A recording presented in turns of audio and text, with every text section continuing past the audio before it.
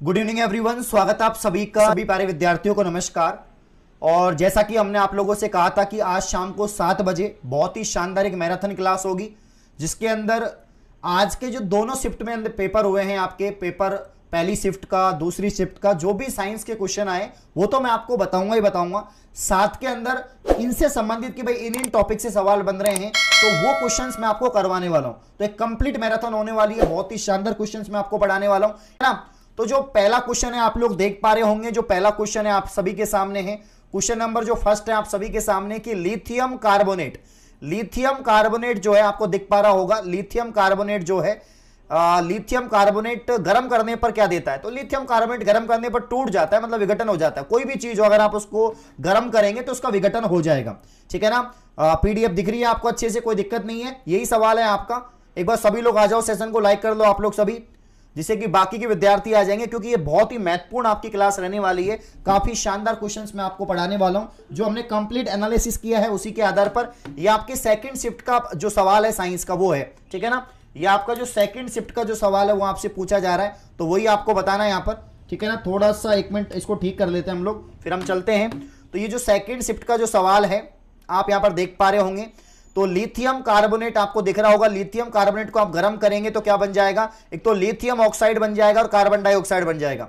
एक तो lithium oxide बन जाएगा, एक कार्बन डाइऑक्साइड बन जाएगा। इसको नोट कर लेना। कोई भी चीज इसको अगर आप तोड़ रहे हो, कोई भी चीज अगर आप उसको तोड़ रहे हो तो दो भागों में टूट जाएगी। तो लिथियम कार्बोनेट यानी Li2CO3 को अगर आप तोड़ोगे तो Li2O में और CO2 में यहां पर टूट जाएगा, ठीक है ना। अगला सवाल आप लोग के सामने ये रहा, क्वेश्चन नंबर 2 आपको दिख रहा होगा। ऐसी प्रक्रिया जिसमें कार्बोनेट अयस्क को धातु ऑक्साइड में बदलने के लिए वायु की सीमित उपस्थिति में दृढ़ता से गर्म किया जाता है। तो भैया कार्बोनेट अयस्कों का जो निष्कर्षण होता है, कार्बोनेट अयस्कों का जो निष्कर्षण होता है, अगर हम बात करें तो यहां पर भर्जन प्रक्रिया है। कौन सी प्रक्रिया है? भर्जन यहां पर प्रक्रिया हो जाएगी। निस्तापन, प्रगलन, भर्जन, ये आपके धातुओं के शुद्धिकरण की प्रक्रिया है। तो भर्जन प्रक्रिया के द्वारा ये सब कुछ यहां पर ठीक हो जाएगा। नेक्स्ट क्वेश्चन आप लोग देख पाएंगे, इंग्लिश में हिंदी में दोनों में है, ठीक है ना। चारकोल शुद्ध पदार्थ से रंग निकालने के लिए, हिंदी में मैं आपको दिखा देता हूं। चारकोल शुद्ध पदार्थ से रंग निकालने के लिए प्रयोग किया जाता है और ये किस प्रक्रम द्वारा जो है कार्य करता है? ये सवाल आपसे पूछा गया है, ठीक है ना, कि ये कौन से प्रक्रम के द्वारा जो है कार्य करता है, ये सवाल आपसे पूछा गया है। तो चारकोल को शुद्ध करने के लिए जो रंग निकाला जाता है, ये कौन सी प्रक्रिया के द्वारा जो है यहां पर शुद्ध किया जाता है, ये बात भी आपसे पूछी गई है, ठीक है ना। तो यहां पर बताओ आंसर क्या होगा? अधिशोषण होगा, ऑक्सीकरण होगा, विरंजक होगा, अपचयन होगा, क्या होगा इसका आंसर? जल्दी से बताओ आप लोग। सभी लोग यहां पर आंसर बताएंगे इस क्वेश्चन का, सभी लोग यहां पर आंसर बताएंगे जल्दी से, ठीक है ना। सभी प्यारे विद्यार्थी आंसर बताएंगे इस क्वेश्चन का। सेशन को लाइक कर लें आप लोग, सभी सेशन को लाइक कर लेंगे। चारकोल वाले का आंसर बताओ भाई, चारकोल वाले का आंसर बताएंगे आप लोग सभी जल्दी से, ठीक है ना। फिर बाकी के क्वेश्चन भी मैं आप लोगों को बताऊंगा। तो यहां पर दोनों शिफ्ट में जो क्वेश्चन है काफी अच्छे देखने को मिले हैं दोनों शिफ्ट के अंदर। ये दालचीनी की बात करें, इसका जो आंसर है वो हो जाएगा आपका छाल। क्या हो जाएगा? छाल हो जाएगा। दालचीनी पादप अगर हम बात करें तो इसको मसाला पादप भी कहते हैं हम लोग, और इसका जो है छाल भाग का उपयोग किया जाता है, ठीक है ना। और इसके अलावा फैटी यकृत होता है, इसको भी हम बात करेंगे, फैटी यकृत की भी। जो आपका वसी यकृत रोग है इसकी भी हम लोग बात करेंगे, ठीक है ना। सुनहरा चावल की अगर हम बात करें, सुनहरा चावल का उत्पादन लोगों में किसकी कमी को दूर करने के लिए किया जाता है? तो यहां पर विटामिन ए की कमी है ना। ये मैंने आपको पढ़ाया था बायोटेक्नोलॉजी के अंदर, ये सवाल मैंने आपको पढ़ाया था, इस बात को आप लोग याद रखना। बायोटेक्नोलॉजी के अंदर ये सवाल मैंने आपको पढ़ाया था, इस बात को आप लोग याद रखना सभी विद्यार्थी। नेक्स्ट क्वेश्चन आपके सामने ये रहा।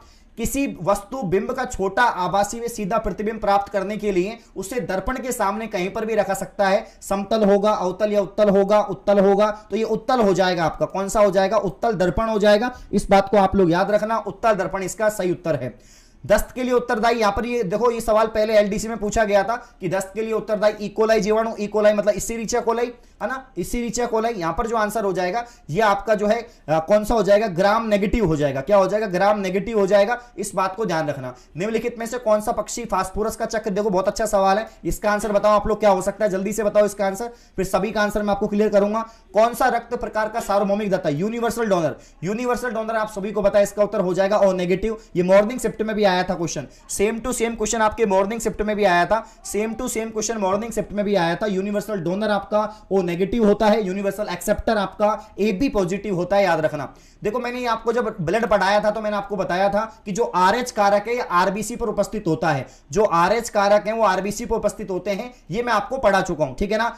बच्चे बहुत कम है भाई, सेशन को लाइक कर लो आप लोग, सभी लोग सेशन को लाइक कर लेंगे, बिल्कुल बहुत अच्छे आंसर आ रहे हैं आप सभी के, सभी लोग सेशन को लाइक कर लो भाई, है ना। तो RH कारक एक प्रतिजन है जो कि किस सतह पर होता है, तो याद रखना ये आपके रेड ब्लड कार्पोसेल RBC पर होता है, किस पे होता है, RBC की सतह पर होता है, याद रखना, ठीक है ना। यहां पर एक रिएक्शन आपको दे रखी है बेरिलियम क्लोराइड, जिसकी क्रिया सोडियम सल्फेट से हो रही है, यहां पर बेरियम सल्फेट और सोडियम क्लोराइड बन रहा है, आप देख पा रहे होंगे ये डबल मतलब कि डिस्प्लेसमेंट है, यानी द्विविस्थापन अभिक्रिया है। किसका एग्जांपल है ये आपका द्विविस्थापन अभिक्रिया का एग्जांपल है, बड़ा ही आसान है, आप लोग समझ गए होंगे। नेक्स्ट क्वेश्चन, एक जलीय पारितंत्र में उत्पादकता का सीमा कारक होता है, तो ये प्रकाश होता है, याद रखना, क्योंकि देखो आप जो जलीय जीव होते हैं तो उसमें कुछ पौधे भी होते हैं, जैसे आपके एल्गी हो गया है, नीलहरित शैवाल हो गया है, जो प्रकाश संश्लेषण क्रिया करता है। कुछ इसी टाइप का सवाल पहली शिफ्ट में भी था, तो सवाल रिपीट हो रहे हैं, क्वेश्चंस आपके रिपीट हो रहे हैं, मैं आपको बता देता हूं, क्वेश्चंस जो है रिपीट हो रहे हैं, इस बात को आप लोग ध्यान रखना, ठीक है ना। क्वेश्चंस आपके जो है रिपीट हो रहे हैं, जैसे यहां पर लेंस सूत्र पूछा गया है, मैं आपको बता चुका हूं लेंस सूत्र क्या होता है, मैं आपको बता चुका हूं कि लेंस सूत्र क्या होता है, ये बात आप लोग जानते हैं कि लेंस सूत्र क्या होता है, ये आपको मैं बता चुका हूं, ठीक है ना। तो यहां पर लेंस सूत्र क्या होगा, इसका आंसर क्या हो जाएगा, ये यहां पर मैं आपको बता देता हूं। तो यहां पर देख सकते हैं माइनस हो जाएगा कि 1/f equal 1/u minus 1/v, तो यहां पर आंसर हो जाएगा 1/u माइनस 1/v बराबर 1/f, ठीक है ना। तो यहां पर जो आंसर है आपका डी मान लो, डी हो जाएगा, तो यहां पर u माइनस क्या हो जाएगा आपका f हो जाएगा, ठीक है ना। तो ये ध्यान रखना आप लोग, तो माइनस होगा प्लस होगा तो फिर दर्पण सूत्र हो जाएगा, इस बात को आप लोग याद रखना। नेक्स्ट क्वेश्चन आपसे पूछा गया है कि निम्नलिखित में से कौन सा भारत का प्रथम निजी क्षेत्र का विकसित रॉकेट है, तो निजी क्षेत्र का जो विकसित रॉकेट है ये आपका हो जाएगा विक्रम एस 18 होता है, याद रखना। नेक्स्ट क्वेश्चन आप लोग के सामने ये रहा, ये मैथ का सवाल है। नेक्स्ट क्वेश्चन, विपरीत लक्षणों वाले जीन, विपरीत लक्षण आप जानते हैं एलिल कहते हैं, उनको क्या कहते हैं, एलिल कहते हैं, युग्म विकल्पी। विपरीत लक्षण वाले जीनों को एलिल कहते हैं, युग्म विकल्पी कहते हैं। डायमंड की बात करें, डायमंड आपका हीरा जो है कार्बन का अपरूप है, हीरा, ग्रेफाइट, फुलरीन, ये सब कार्बन के अपरूप होते हैं, आप लोग जानते हैं, ठीक है ना। इसके अलावा डीएनए आरएनए वाला सवाल, ये बहुत अच्छा सवाल है, इसमें 4 आपके नाइट्रोजन क्षारक होते हैं और उसमें एडेनिन की जगह यूरेसिल होता है, आप लोग जानते हैं। नेक्स्ट क्वेश्चन यहां पर हो जाएगा, इसका आंसर हो जाएगा त्रिकोणीय द्विपिरिमिडीय, क्या हो जाएगा, XeF5+ का जो आयन की संरचना हो जाएगी ये आपके त्रिकोणीय द्विपिरिमिडीय हो जाएगी, इस बात को आप लोग याद रखना सभी लोग, ठीक है ना, बहुत अच्छे सवाल है। नेक्स्ट क्वेश्चन आप लोग के सामने ये रहा, देखो यहां से आपके अब तक जो मैं सवाल आपको पढ़ा रहा था ये सवाल आपके दूसरी पारी के कुछ अच्छे सवाल थे जो मैंने आपको पढ़ाए।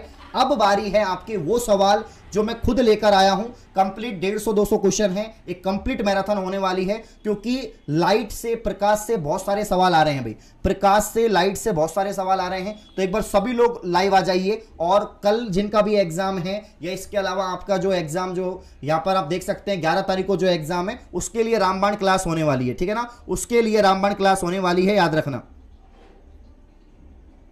हाँ, दोनों पूछे गए थे, पहली पारी में जो सवाल पूछा गया था कि यूनिवर्सल डोनर कौन सा है, यूनिवर्सल एक्सेप्टर आप लोग जानते ही हैं, ओ तो डोनर होता है, ए भी एक्सेप्टर होता है, आप लोग जानते हैं, इसमें ऐसी कोई बड़ी बात नहीं है। चलिए इस सवाल का उत्तर बताओ जल्दी से, प्रकाश के एक माध्यम से दूसरे माध्यम में गुजरने पर उसकी दिशा में परिवर्तन की घटना को क्या कहते हैं, इसका उत्तर हो जाएगा यहां पर क्या हो जाएगा, अपवर्तन, क्या कहते हैं, अपवर्तन। एक माध्यम से दूसरे माध्यम में जब कोई किरण जाती है तो वो अपने मार्ग से या विचलित हो जाती है और अभिलंब के निकट आ जाती है, इस घटना को अपवर्तन या रिफ्रैक्शन कहते हैं। दूसरा सवाल आप लोग देख पा रहे होंगे, निम्नलिखित में से कौन सी घटना ये निर्णय लेने में सहायक होती है कि प्रकाश एक अनुप्रस्थ तरंग है, ट्रांसर्व वेव है, तो ये कौन सी प्रक्रिया है, कौन सी घटना है, तो याद रखना ये आपके ध्रुवीकरण है, इसको इंग्लिश में पोलराइजेशन कहते हैं, ठीक है ना। तो इस टाइप के सवाल आपके कल के पेपर में पूछे जाएंगे, ध्यान रखना। नेक्स्ट क्वेश्चन आपके सामने ये रहा, दहली आवर्ती, दहली आवर्ती कैसी आवर्ती है, इसको याद रखना आप लोग, इसका उत्तर हो जाएगा नीचे प्रकाश वैद्युत उत्सर्जन संभव नहीं होता, जिसके नीचे प्रकाश वैद्युत उत्सर्जन संभव नहीं होता वो आपके दहली आवर्ती होती है, याद रखना आप लोग। प्रकाश वोल्टीय, ठीक है ना, प्रयोग से सौर ऊर्जा का परिवर्तन निम्नलिखित में से किसके उत्पादन से होता है, जल्दी से बताओ। सेशन को लाइक करो भाई, आप लोग शेयर करो, बच्चे नहीं, क्लास में बहुत कम है भाई, बच्चे क्लास में बहुत कम है, शेयर करो भाई जल्दी से आप लोग, ठीक है ना, क्लास को शेयर करो फटाफट से। प्रकाश वोल्टीय जो आपका यहां पर हो जाएगा ऊर्जा का परिवर्तन, तो इसका जो उत्तर है क्वेश्चन नंबर 4 का वो हो जाएगा विद्युत ऊर्जा, इलेक्ट्रिक एनर्जी हो जाएगा, याद रखना।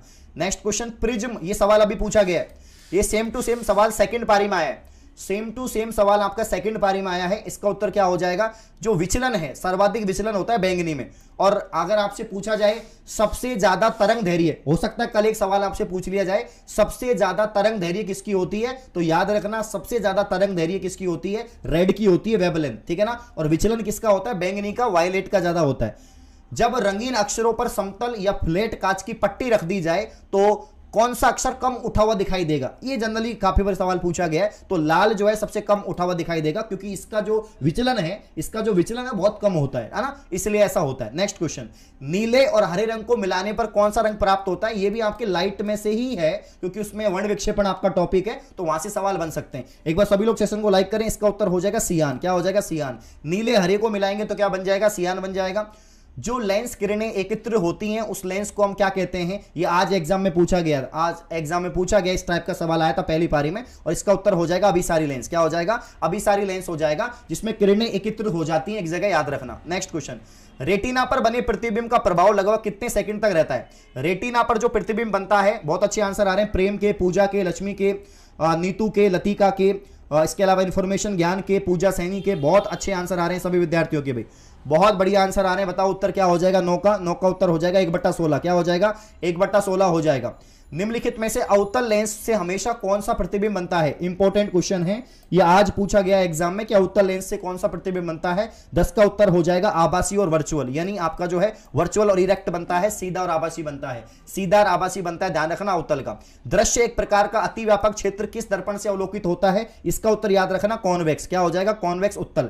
आप सोच रहे हैं सर आप जो है यहां पर जो चैप्टर प्रकाश है उसको क्यों पढ़ा रहे हैं, क्योंकि 4 सवाल आ रहे हैं भाई, 3 से 4 सवाल। 4 सवाल का मतलब समझ रहे हो आप, 4 सवाल का मतलब है 8 नंबर, 8 नंबर आपके पक्के हो जाएंगे। 8 नंबर बहुत बड़ी बात है भाई, है ना। थोड़ा स्पीड में रखो आप लोग सभी।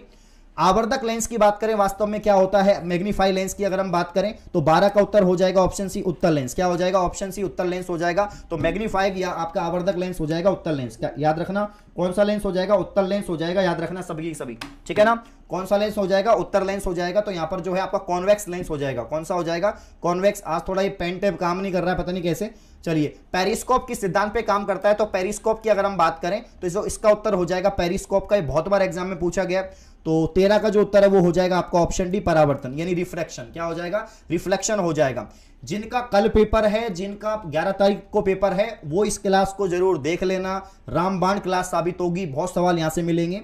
पेरिस्कोप की सिद्धांत पे काम करता है परावर्तन, रिफ्लेक्शन, याद रखना। परावर्तन का मतलब होता है कि जब कोई प्रकाश की किरण जब कोई प्रकाश की किरण किसी समतल पृष्ठ पे टकराती है तो टकराने के बाद वापस उसी माध्यम में लौट जाती है जिस माध्यम से वो आई थी।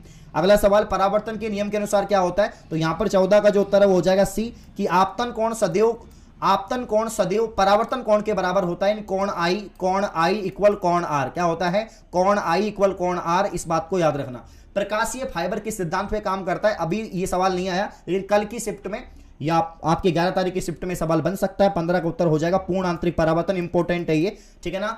प्रकाशीय फाइबर इन ऑप्टिकल फाइबर आपके जो कम्युनिकेशन है उसमें यूज होता है, और ये टोटल इंटरनल रिफ्लेक्शन पर डिपेंड करता है, ये इसका थ्योरम है, इस बात को आप लोग याद रखना। नेक्स्ट क्वेश्चन, ऑप्टिकल फाइबर का आविष्कार किया था आपके नरेंद्र कपानी ने, बहुत इंपॉर्टेंट है, काफी बार पूछा गया, आरएस में सवाल आ रखा है, तो नरेंद्र कपानी याद रखना। इंद्रधनुष तब बनते जब सूर्य का प्रकाश क्या होता है, तो 17 का जो उत्तर है दोस्तों वो हो जाएगा आपका ऑप्शन सी, कि वायुमंडल में निलंबी वर्षा बूंदों पर गिरने से अपवर्तन और आंतरिक परावर्तन होने पर विकिरण हो जाता है।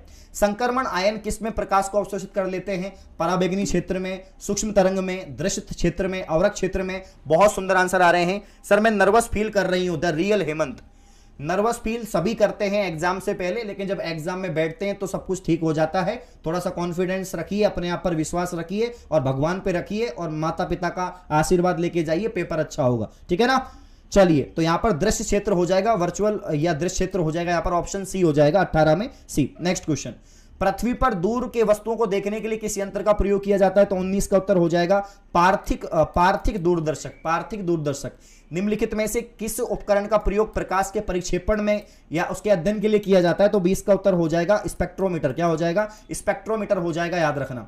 या तरणताल की बात करें, तरणताल वास्तविक गहराई से कम गहरा दिखाई देता है, इसका कारण क्या है, इसका उत्तर हो जाएगा आपका अपवर्तन दोस्तों। क्या हो जाएगा, अपवर्तन हो जाएगा। नेक्स्ट क्वेश्चन, पानी की टंकी ऊपर से देखने पर कम गहरी दिखाई देती है, इसका उत्तर हो जाएगा आपका अपवर्तन के कारण। किसके कारण? अपवर्तन के कारण ऐसा होता है। काफी सारी घटनाएं हैं जो अपवर्तन से जुड़ी हुई हैं, वो हम इस क्वेश्चन में देखेंगे। अगला सवाल, निम्नलिखित विकल्पों में से कौन सा विकल्प ताप बजट की सही व्याख्या करता है? और इसका जो उत्तर है वो हो जाएगा आपका ऑप्शन सी, कि आगत विकिरण और निर्गत विकिरण का संतुलन है। देखो मैं लाइट के क्वेश्चन इसलिए पढ़ा रहा हूं, और भी टॉपिक के वैसे सवाल है। कौन कौन से टॉपिक से सवाल बने मैं आपको बता देता हूं। ये मैंने यहां पर लिख रखे हैं कौन कौन से टॉपिक से सवाल बने हैं, मैं आपको बता देता हूं। प्रकाश से 3 से 4 सवाल बने हैं दोनों पारियों के अंदर, नेत्र से सवाल बने हैं, रोग से सवाल बने हैं, और बहुत हार्ड क्वेश्चन बने हैं, ध्यान रखना। लेंस से सवाल बने हैं, धातु अधातु से सवाल बने हैं, ब्लड ग्रुप से सवाल बन रहे हैं, साइंस टैक्स से बन रहे हैं, एसएलवी, जीएसएलवी, पीएसएलवी, आनुवंशिक यानी आपके जेनेटिक्स से सवाल बन रहे हैं। तो ऑप्शन सी हो जाएगा, याद रखना इसका। नेक्स्ट क्वेश्चन, सूर्योदय और सूर्यास्त के समय वायुमंडल में लालिमा किस कारण छा जाती है? तो 24 का जो आंसर है दोस्तों वो हो जाएगा आपका प्रकाश के प्रकीर्णन के कारण लालिमा छा जाती है। इस बात को याद रखना। क्वेश्चन दिखाई नहीं दे रहा, अब दिखाई दे रहा होगा आपको, ठीक है ना। आज थोड़ा सा ये पीडीएफ सही से सेट नहीं किया योगेश सर ने, तो थोड़ा। अगला सवाल आप लोग के सामने ये रहा, एशिया की विशालतम परावर्ती दूरबीन कहा जाता है? दूरबीन का आविष्कार किया था गैलीलियो ने, है ना। और यहां पर 25 का जो उत्तर है वो हो जाएगा आपका कवालूर। क्या हो जाएगा? कवालूर। एशिया की विशालतम परावर्ती दूरबीन कहा जाता है कवालूर को। नेक्स्ट क्वेश्चन आपके सामने ये रहा, निम्नलिखित में से क्या प्रकाश के वायुमंडलीय अपवर्तन का परिणाम नहीं है? तो यहां पर 26 का उत्तर क्या हो जाएगा? ए हो जाएगा, कि सूर्य का सूर्यास्त के समय लाल दिखाई देना, है ना। प्रकाश के वायुमंडलीय अपवर्तन का परिणाम नहीं है, तो ऑप्शन ए हो जाएगा। अगला सवाल, जब किसी वस्तु को दो समानांतर समतल प्लेन दर्पणों या मिरर के बीच में रखा जाता है, ये सवाल आज ही पूछा गया है, इस टाइप का सवाल आज ही बना है, कौन वाला। और 27 का उत्तर हो जाएगा अनंत। क्या हो जाएगा? अनंत, इन्फिनिटी हो जाएगा। भाई लाइक सेशन को लाइक करते रहो आप लोग। सर क्वेश्चन नहीं दिखाई दे रहे हैं, अब दिखाई दे रहे होंगे आपको सही से, अब दिखाई दे रहे होंगे। सेशन को लाइक कर दो। डर लग रहा है नरेंद्र सिंह, अरे डरने की कोई बात नहीं है, डर के आगे जीते। माउंटेन ड्यू पी के जाओ, है ना, cold drink world drink P के जाओ, बढ़िया पार्टी वार्टी करके जाओ रात में, कोई दिक्कत नहीं है। हाँ, वाहनों के हेडलाइट में किस प्रकार का दर्पण इस्तेमाल होता है? आप लोग सभी जानते हैं अवतल होगा इसका आंसर। क्या हो जाएगा? अवतल हो जाएगा। हेडलाइट में अवतल होता है, बाकी जो गाड़ी के साइड मिरर होते हैं, गाड़ी के जो साइड मिरर होते हैं उसमें उत्तल होता है, इस बात को याद रखना। वाहन चलाने हेतु पश्च में आपका उत्तल हो जाएगा, मतलब convex. Side mirror convex, headlight अवतल, है ना। नेक्स्ट क्वेश्चन, उत्तल और अवतल दर्पण किसके उदाहरण हैं? तो 30 का जो उत्तर है वो क्या हो जाएगा? ये हो जाएगा आपका गोलीय दर्पण, स्फेरिकल मिरर के उदाहरण है, याद रखना। नेक्स्ट क्वेश्चन, साबुन के बुलबुले पर सफेद प्रकाश डालने से जो रंग दिखाई देता है, इसका कारण क्या है? इसका कारण हो जाएगा 31 का जो कारण है वो क्या हो जाएगा? व्यतिकरण हो जाएगा। क्या हो जाएगा दोस्तों? व्यतिकरण हो जाएगा। सेशन को लाइक कर दो, बहुत इंपॉर्टेंट क्वेश्चन है, यहीं से सवाल बने हैं और यहीं से सवाल बनेंगे कल की पारी में और आने वाली 11 तारीख वाली पारी में। नेक्स्ट क्वेश्चन, निम्नलिखित में से किस प्रकाशिक घटना के कारण हीरे जगमगाते हैं और आकर्षक लगते हैं? तो हीरे चमकते हैं, उसकी जो वजह है, ये वजह कुछ नहीं, वजह सिर्फ तुम हो, यानी बहुलित आंतरिक परावर्तन, ऑप्शन बी। अगला सवाल, प्रकाश तरंगे हैं, प्रकाश वेव यानी आपके फोटो वेव्स जो है, यहां पर 33 का उत्तर हो जाएगा इलेक्ट्रोमैग्नेटिक वेव। क्या हो जाएगा? Electromagnetic wave. लैम्बर्ट नियम किससे संबंधित है? लैम्बर्ट नियम 34 की अगर हम बात करें, ऑप्शन डी हो जाएगा प्रदीप्त। क्या हो जाएगा? प्रदीप्त, option D.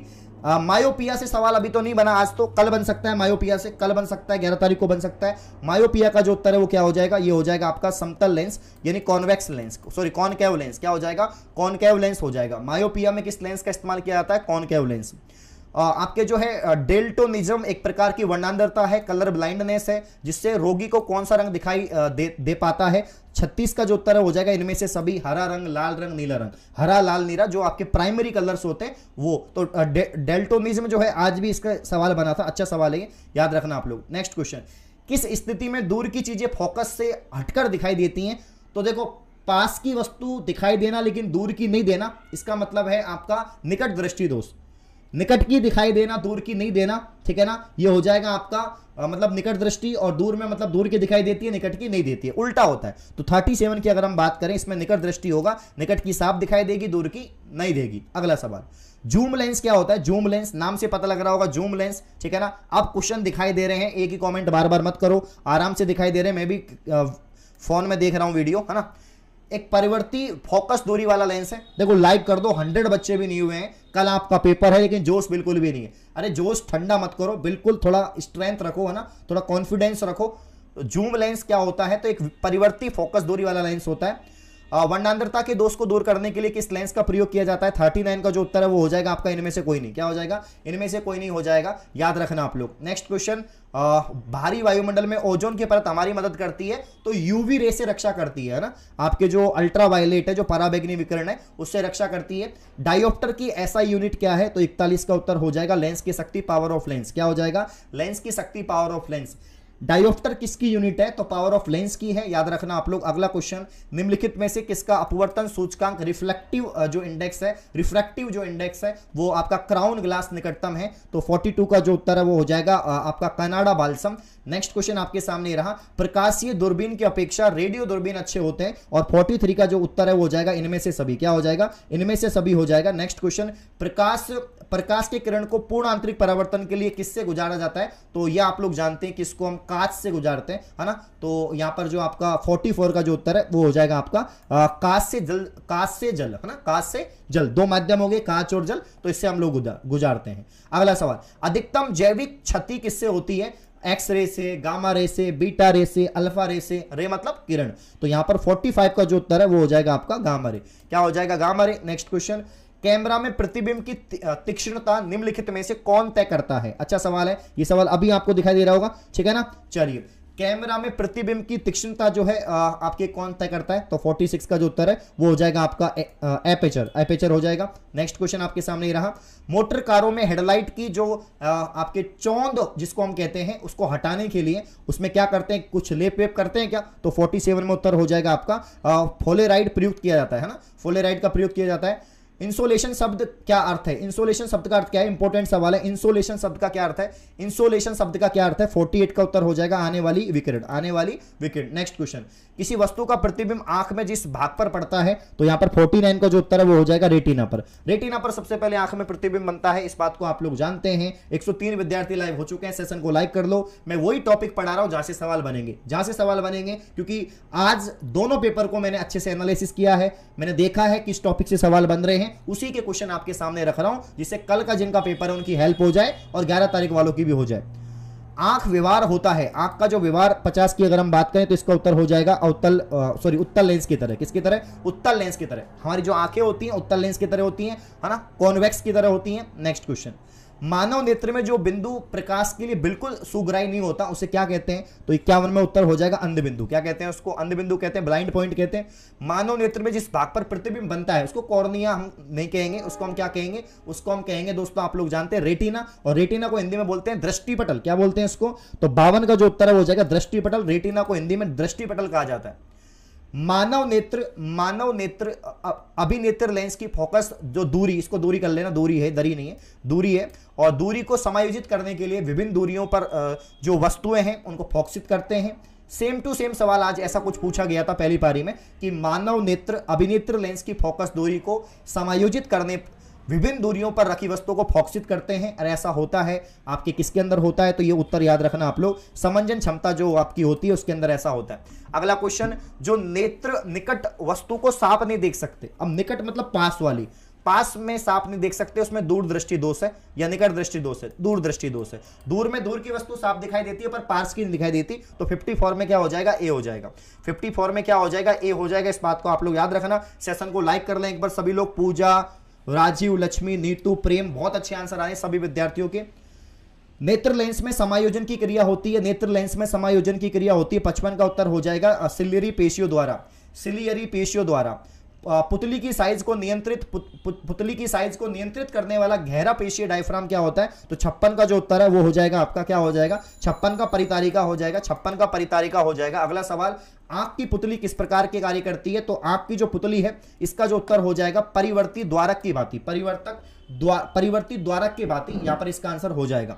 Next question, cornea के पीछे एक संरचना होती है, कॉर्निया के पीछे एक संरचना होती है, इसको पुतली कहते हैं, नेत्रपटल कहते हैं, रेटिना कहते हैं या परितारिका कहते हैं। तो 58 का जो उत्तर है वो हो जाएगा ऑप्शन डी, इसको परितारिका कहते हैं। क्या कहते हैं इसको? परितारिका। देखो विद्यार्थियों की संख्या कम नहीं होनी चाहिए, मैं चाहता हूं कि एक चैप्टर आपका कवर हो जाए, इससे बाहर एक भी सवाल आपका नहीं जाए, यही मेरी इच्छा है। तो एक बार सभी लोग सेशन को लाइक कर देंगे।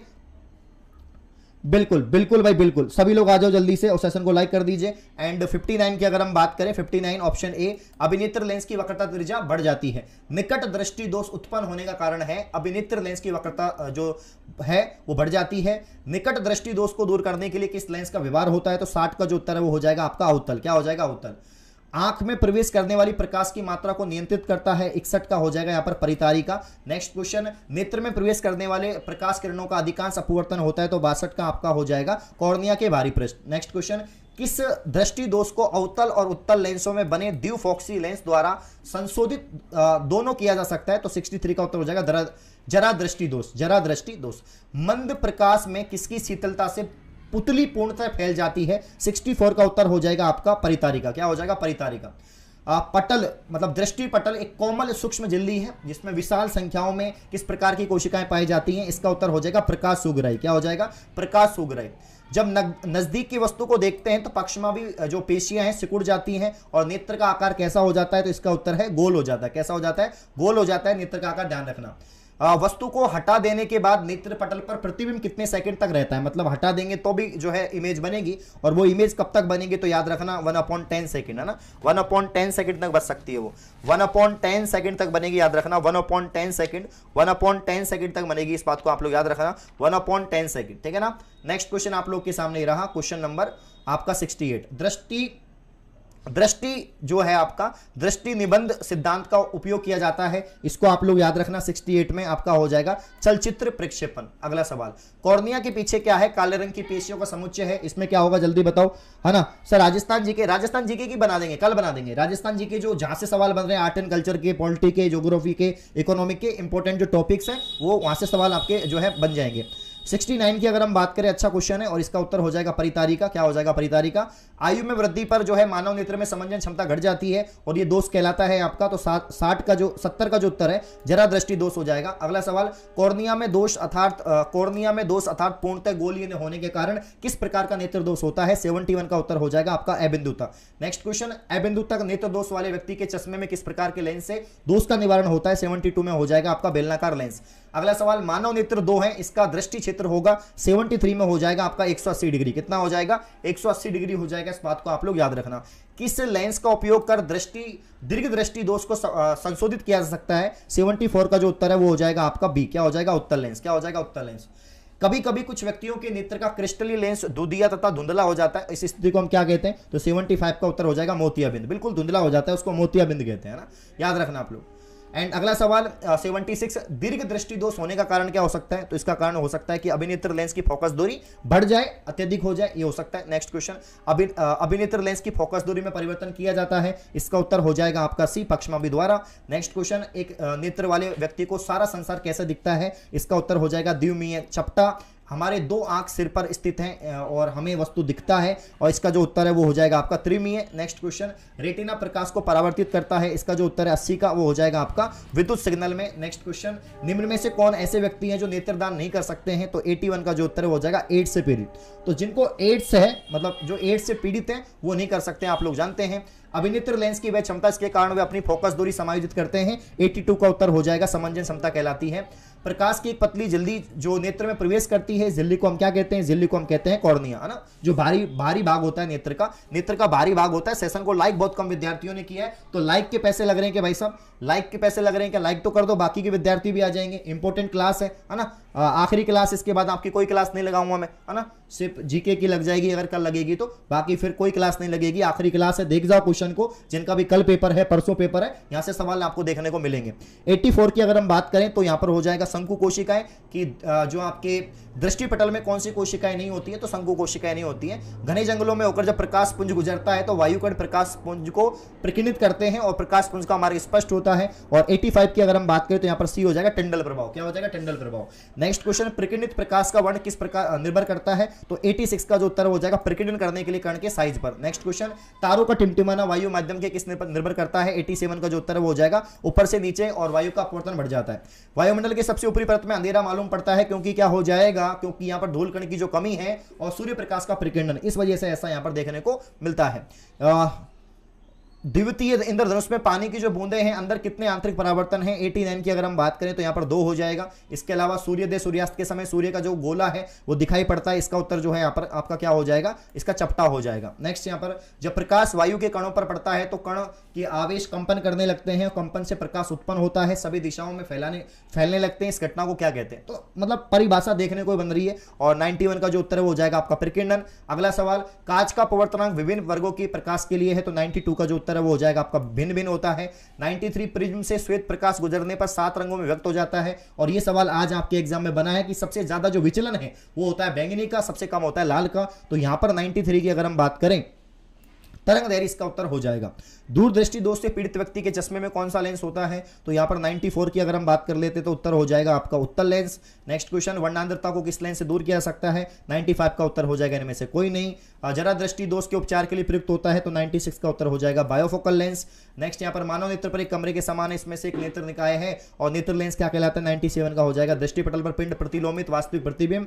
सूची फर्स्ट और सेकंड की बात करें यहां पर तो उत्तर क्या हो जाएगा 98 का, मिला लेना, ऑप्शन डी हो जाएगा, है ना। अगला सवाल, निम्नलिखित में से कुआं का शायद गलत लिखा हुआ है, इसको ध्यान रखना इस क्वेश्चन को। नेक्स्ट, मायोपिया से क्या तात्पर्य है, तो 100 का उत्तर हो जाएगा यहाँ पर निकट दृष्टि दोष, ठीक है ना।